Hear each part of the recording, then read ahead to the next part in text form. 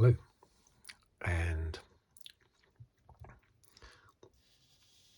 welcome to my latest video. This one, continuing my look at each race in the 2022 Formula One World Championship. As I always say, just a casual glance back at each race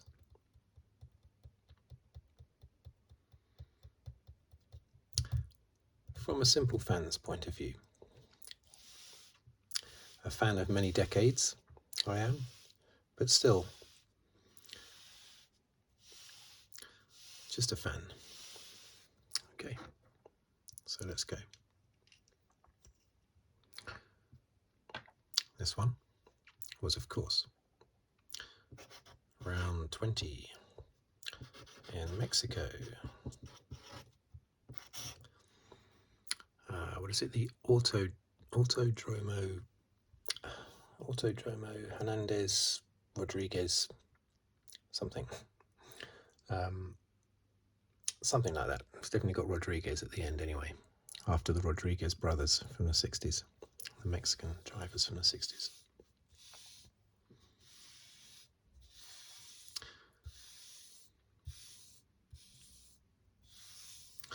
Hermanos Rodriguez. Autodromo Hermanos Rodriguez, I think. Okay, very old circuit. It's been around for a long time, not in its current layout. Its current layout with the big, giant sort of Colosseum grandstand area, that's all relatively new. But it is still basically the same circuit that, for instance, I used to watch Grand Prix 30 plus years ago, 35 years ago. I remember the earliest one I remember was probably the 1986 Mexican Grand Prix. That was Gerhard Berger's first win. That's probably my earliest memory of the Mexican Grand Prix. Okay, so as usual, I'm going to write down the finishing order here, then the top 10 in the Drivers' Championship, then the top 10 in the Constructors' Championship. Okay.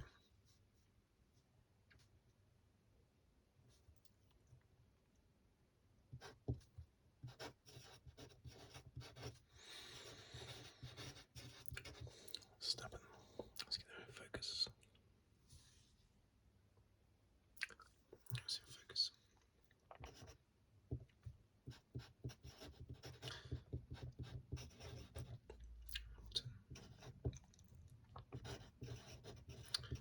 Perez. Russell. Fifth.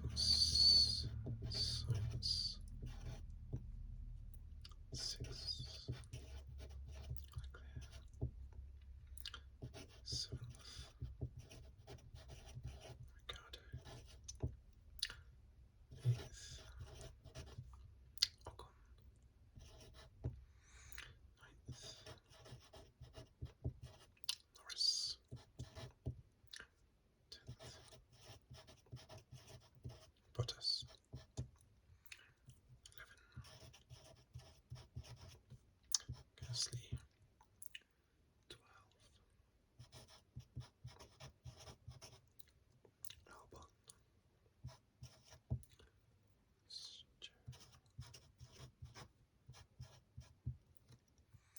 Vettel.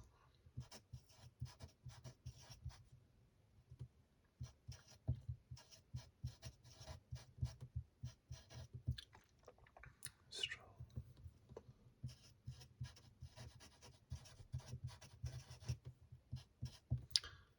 Schumacher.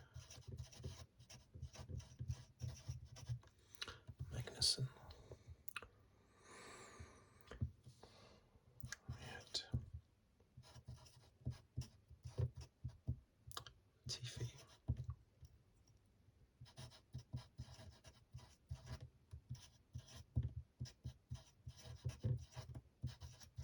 Alonso. And Tsunoda. That's when I do this glad there's only 20 runners. Right, okay. So championship. It's going to be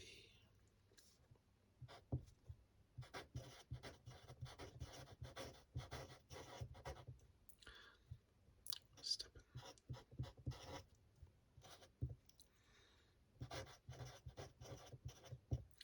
Perez.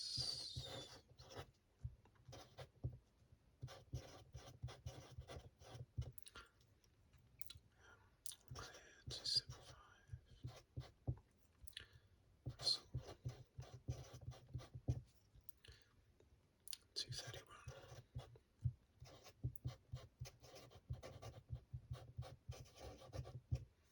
Hamilton 216.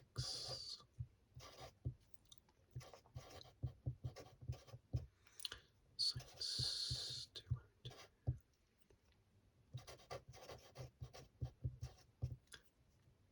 Norris. Ocon 82. Alonso 71.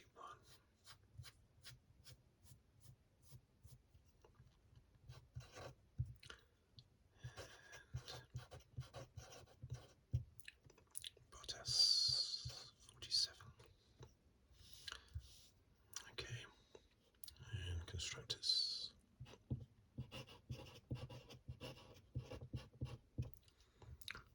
Red Bull 696.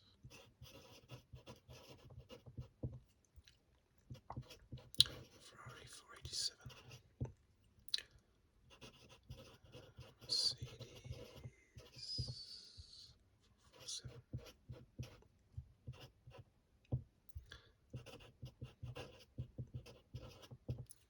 Alpine 8.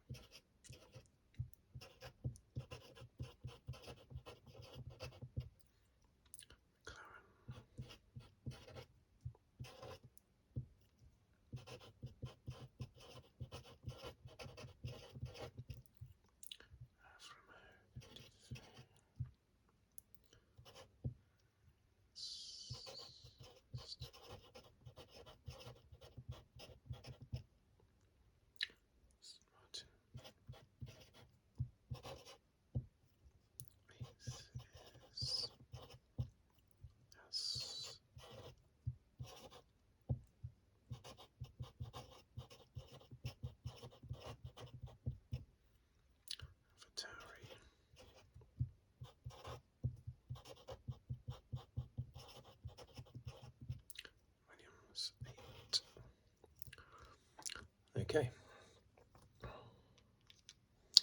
so there we have it. So, what did we think of that race? Well, in many ways it was similar to, of course, last week in Austin, Texas.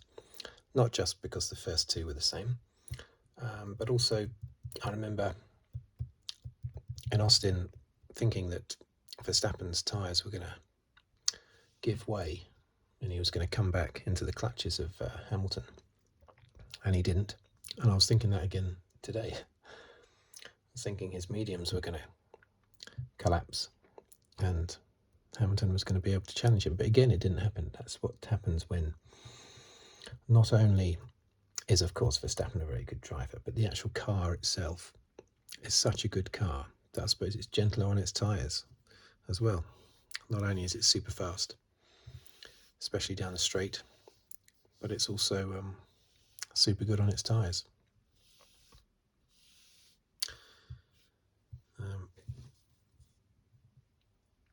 As ever, lots of chat after the race about what tyre strategy they should have used. Hamilton and Russell, of course, they started on mediums, didn't they? And 2 Red Bulls and the 2 Ferraris started on softs. And I thought that had Hamilton in a really good position, because when Verstappen came in for his pit stop, he was only about 1.5 seconds ahead of Hamilton, despite Verstappen having soft tyres. And I thought the talk well, the commentators were thinking it as well, was that there was going to be a one stop, because that's what Pirelli was saying was the best strategy, one stop. And that he was going to, I mean, he did do a one stop in the end, of course, they both did, but I thought that one stop was going to be mediums lasting, say, 50 laps, and then going on to the softs, which is what Ricciardo did, which helped him to get his 7th place. But they then decided with Hamilton, strangely, to bring him in only a few laps after Verstappen was in. I thought the race was gone. As soon as they did that, I thought, well, you know, they're only going to beat Verstappen by doing their own strategy and not sort of follow, not be triggered by Verstappen. But it felt like they were triggered. Verstappen came in, changed onto brand new mediums, and of course was quick straight away, and was quicker than Hamilton and Russell. And I was hoping that they would hold out and ignore the fact that Verstappen and Perez were quicker, and just go for it all the way up to lap 50 or whatever, and then change onto softs. But they brought Hamilton in. Toto Wolff afterwards said that it was never the plan to run on the mediums for 50 or so laps. However, in hindsight, they're saying that maybe they should have done that. Worked for Ricciardo. I think basically any strategy works for Verstappen. So, yes, he was softs and then mediums, but that wouldn't have necessarily worked for anybody else. But on Verstappen's car, you could put bricks instead of tyres on, and it would work, you know. So, because he's driving so well and the car is so good. But certainly I'd love to have seen what would have happened if Mercedes had done what Ricciardo did. Also, I'm surprised that the two Mercedes were on the same strategy. Russell was desperately trying to get off that strategy, wasn't he? He was desperately trying to stay on the mediums. I think he was right to try and insist that. In the end, yeah, Russell went a bit longer. Not much longer, though. And then he just changed onto hards as well, as Hamilton had done. So basically they were on the same strategy. I was a bit surprised by that. If you're going to bring Hamilton and put him on hards, then keep Russell out on mediums for 50 laps and then put him on softs. But yeah, they hated their hard tyres. They couldn't do anything, although Russell was able to hold off Perez. No, he wasn't. What am I talking about? Hamilton was able to hold off Perez, who stayed 1.5 seconds behind Hamilton for sort of half the race. But Hamilton could make no inroads on Verstappen at all. And Verstappen, I'm sure, could have gone even quicker to pull out a bigger lead. And Russell couldn't make any inroads into Perez either. In the end, Russell did stop, but that was just to get fastest lap, which I should write down there, shouldn't I? That's his second race running. He's at the fastest lap.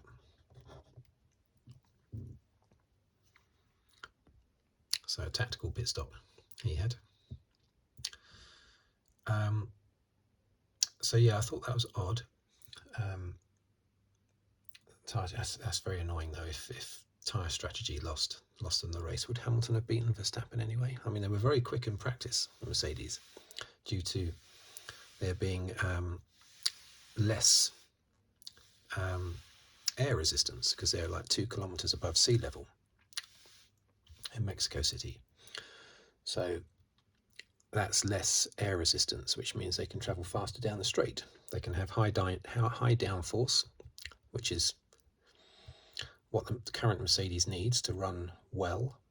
It needs to be in a high downforce setup.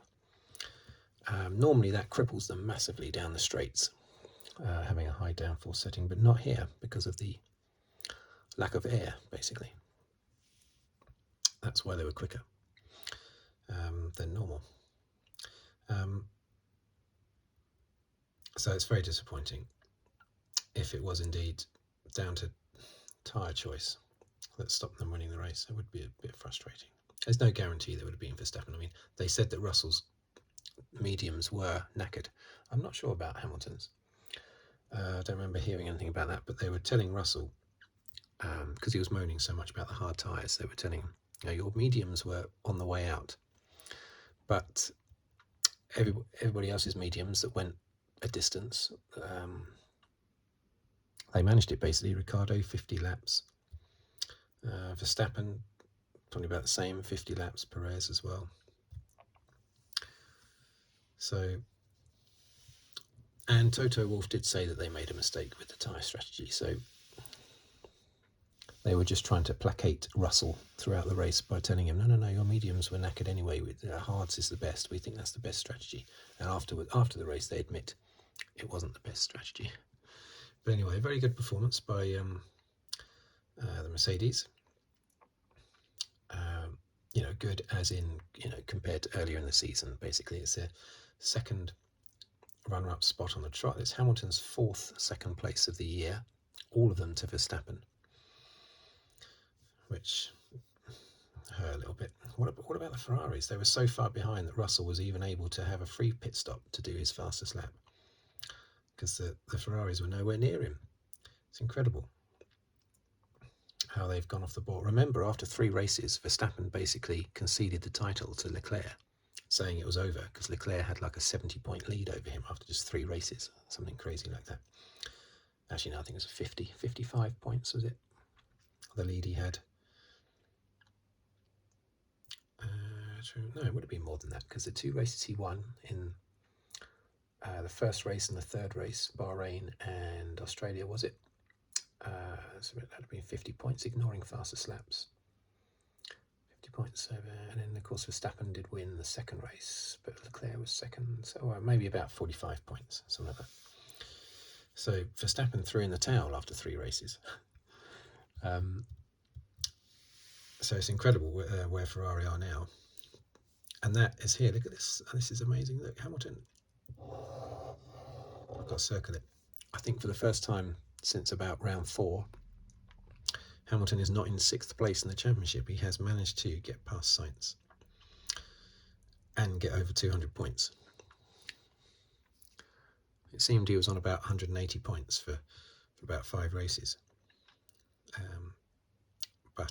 Yeah, there he is, 216, and he's very close to Russell now, so 15 points behind his teammate. They are going to be scrapping in the last 2 races. I think Russell's got it. There's only 2 races left. I can't see Hamilton closing that 15-point gap in that time. And what's going to happen with Perez and Leclerc? Do they really care? I think Red Bull would like to see the Red Bulls first and second. As I said last week, I don't think it's a big deal for Perez, really, whether he's still going to be behind Verstappen, way behind. Anyway, getting back to the finishing order.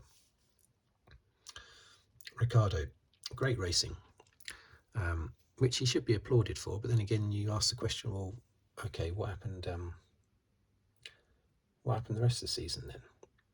I remember other drivers in the past that would happen. One of them would, like Thierry Boutsen, he would suddenly win a Grand Prix out of nowhere, and we're talking early 90s, and he would suddenly win a race, but instead of getting patted on the back, his team would say, well, why aren't you doing that every race? And Gerhard Berger in 1997 won the German Grand Prix. I'm covering Gerhard Berger actually in a future video that I've already recorded. And the 1997 Grand Prix that he just totally dominated, which I remember well. And his team, Flavio Briatore, just sort of said, oh, okay, yeah, that's good, but what about all the other races in the year? Why have you been slow in all the other races? So sometimes it can backfire on you when you suddenly perform well, because it shows you can do it. So it begs the question, why haven't you done it before during that season? But anyway, we know what Ricciardo's issues have been, trying to get used to the car. And this race, for whatever reason, perfect tyre choice. Obviously, he was mediums, which is what the Mercedes should have done. He was mediums and then softs at the end. And despite having that ding-dong with Tsunoda, which Ricciardo was definitely to blame for, it was a slam dunk, I think. And the accident was a bit of a slam dunk, wasn't it? It's lucky Tsunoda didn't end up in the wall. Anyway, he got a 10-second penalty and managed to pull out 10 seconds past Ocon. So he overtook all the other. He overtook Norris. He overtook Ocon. He overtook Alonso. Alonso later retired anyway. I think Alonso was already having problems with his car when Ricciardo got past him.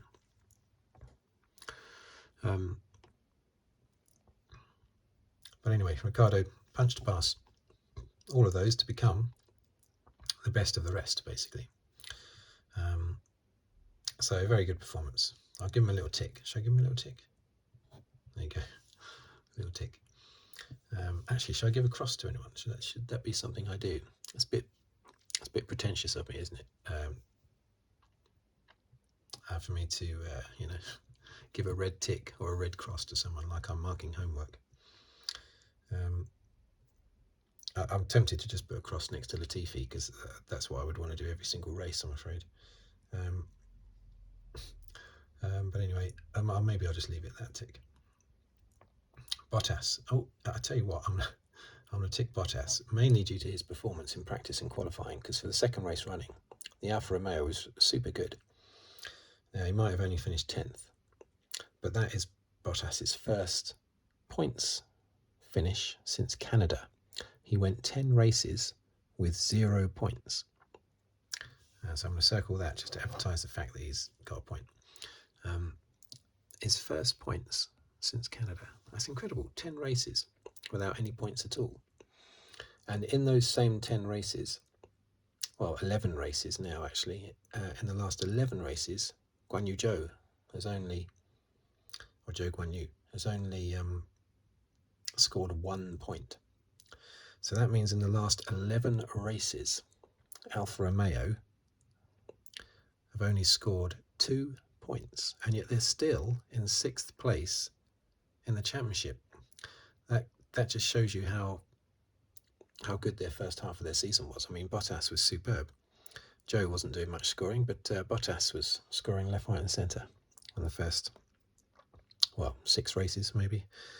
But that's incredible. 11 races, the last 11 races, Alfa Romeo have only scored 2 points, and yet they're still 6th in the championship. What are these other teams behind them doing? But yeah, so that's incredible. So I'm ticking him 10th place, just like in Austin. He had he retired in Austin, didn't he? Yeah, but it didn't look like he was going to finish in the points anyway when he retired, I don't think, in Austin. But he had a very good qualifying and practice and everything in Austin as well. So at least here he did actually manage to get a point. Look at that, poor old AlphaTauri. Gasly 11th, so they're still stuck down there in 9th place for a team like AlphaTauri, who won the 2020 Italian Grand Prix, of course, after things went their way a little bit.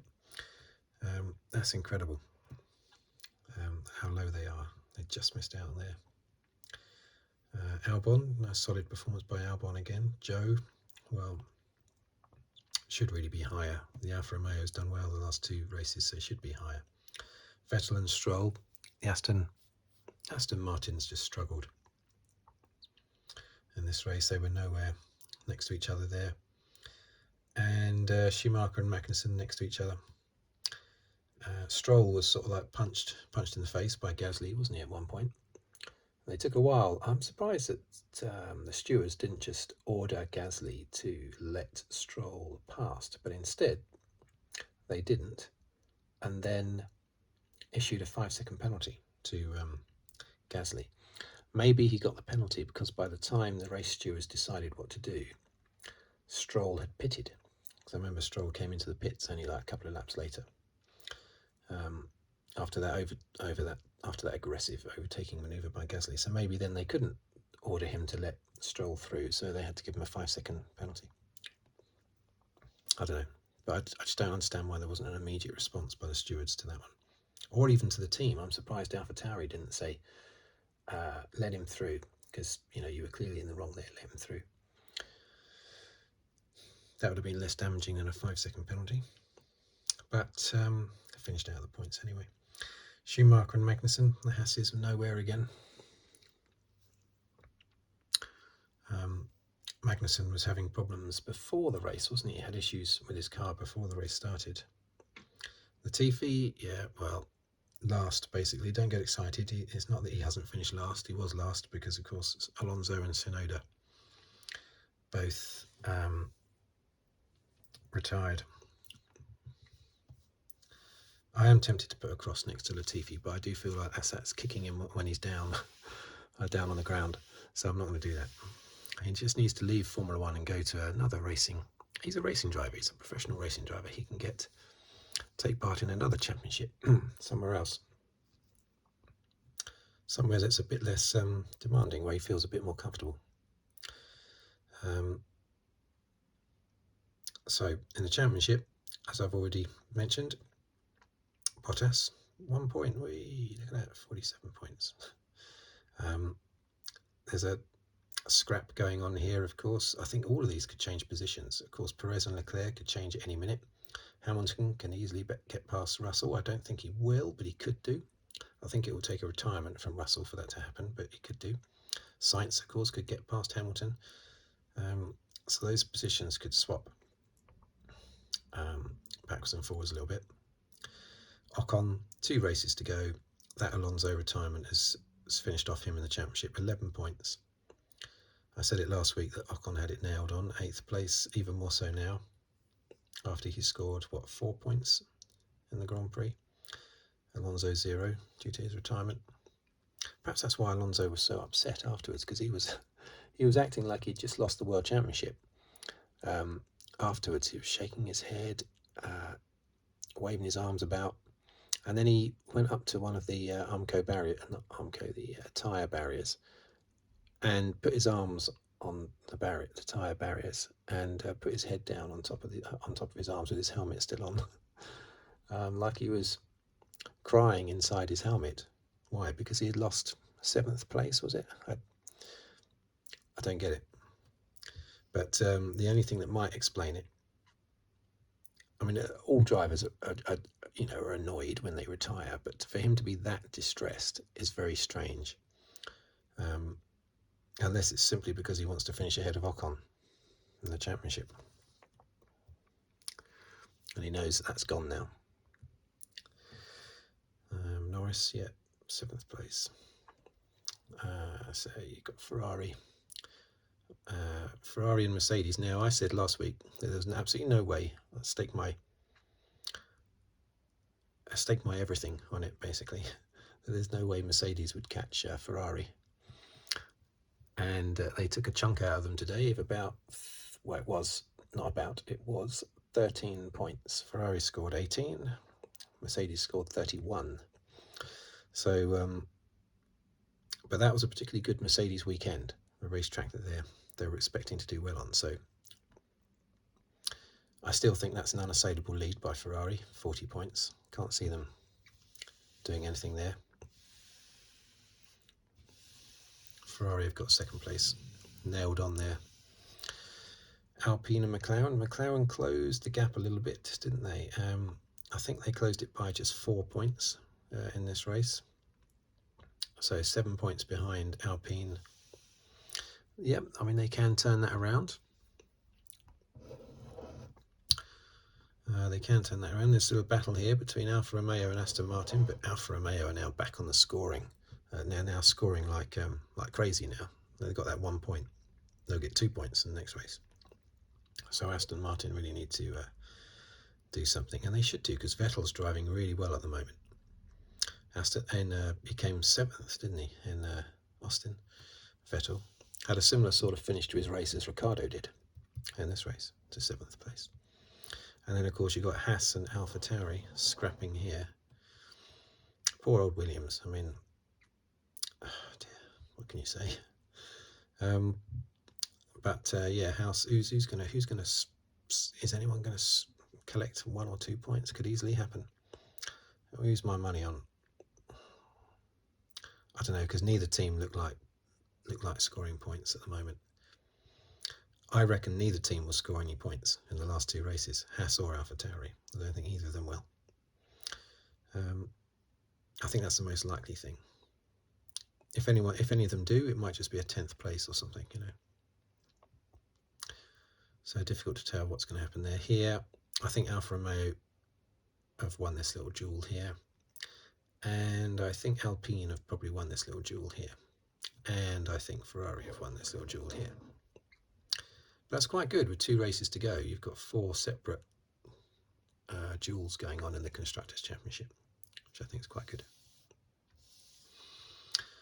Okay, so there you go. Yet another very, very good race by Verstappen. How many races? He's won 14 this year. Is he now on 33? I think 33 wins. He's 6th in the all-time winners list.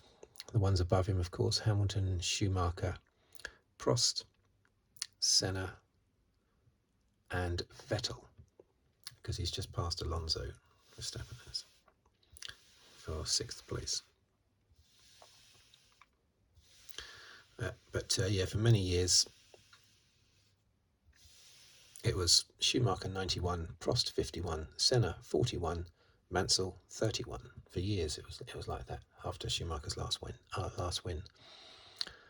91, 51, 41, 31. Then Hamilton, Vettel and Alonso, and now Verstappen have come along and mixed it up with those 4. I never thought Prost would be caught on 51. I thought that was an incredible total. I remember when Jackie Stewart was at the top with 27 wins, and then in 1987, Prost passed him to go top. But yeah, I remember when Stewart was on. Jackie Stewart was the leading winner with 27 wins. Yeah, so Prost. I never thought Prost would get caught on 51. And then Schumacher came along and just left him for dead. And then I thought, well, there's no way Schumacher will be passed. And then Hamilton did. But there's no way Hamilton will be passed, of course. Verstappen's still got a lot of years left. He could easily do it. So there you go, Mexican Grand Prix. It was interesting to see them going around the Peraltada, which during the race, in the commentary, David Croft said, it's now called the Mansell Corner. I didn't know it had been renamed. That's obviously since it's all been rebuilt and shifted about and everything. The Peraltada is not like it used to be, of course. It was a fantastically fast curve. Now only half the curve exists now. It's the last corner, just before the main straight, just before the last corner of the lap. And now they come out of the stadium section, and they only do sort of like half of that Peraltada curve now. But yeah, it's called Mansell Corner, which is great. And of course, that's after the 1990 Mexican Grand Prix. If you haven't seen the last few laps of the Mexican Grand Prix in 1990, I've talked about it a lot on my channel, but you have to go and see it on YouTube. Specifically Mansell and Berger. Unbelievable. I remember watching that live. As I've said on other videos, they jumped. They were doing highlights of the race in the evening, and they, at the same time that the race was on live, and they suddenly scrapped to the highlights and went straight live to the race because it was so exciting. But yeah, there you go. So it was good to see a little bit of the Peraltada again, Mansell Corner.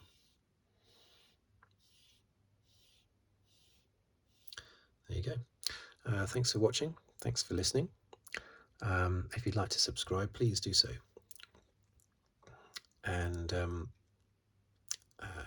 yes, please subscribe if you'd like to, and comment or like the video, anything like that. Even dislike the video if you really want to.